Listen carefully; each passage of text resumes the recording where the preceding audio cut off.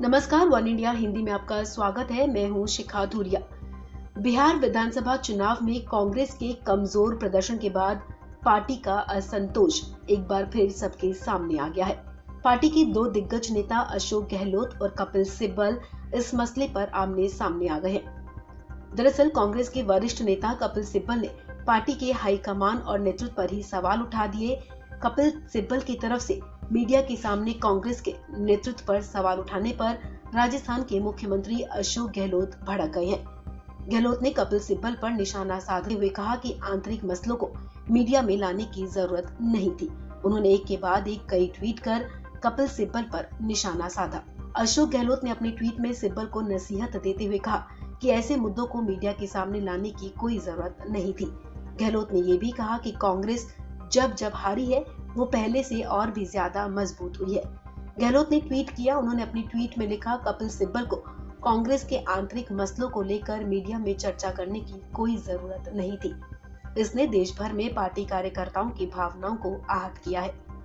एक अन्य ट्वीट में गहलोत ने कहा, कांग्रेस ने 1969, 1977, 1989 और उसके बाद 1996 में कई संकट देखे हैं, लेकिन पार्टी अपनी विचारधारा, कार्यक्रमों और नीतियों की वजह से और मजबूत होकर निकली है।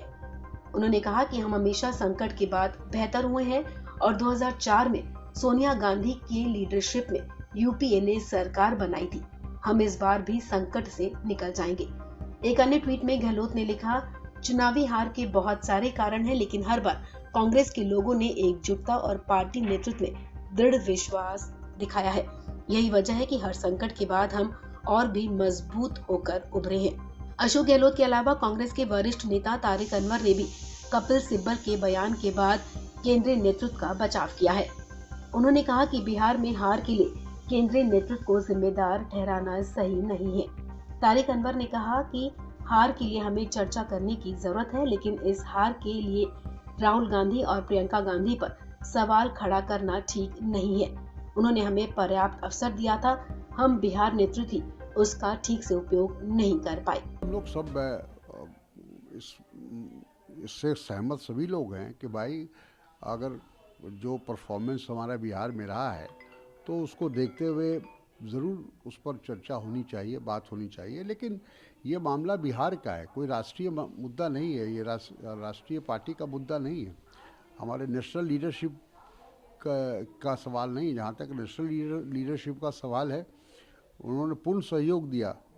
गलती हमारी है जो हम बिहार से बिलोंग करते हैं या जो हम बिहार के नेतागण अपने आप को कहते हैं, हमने उसका प्रॉपर ढंग से उसका इस्तेमाल नहीं किया।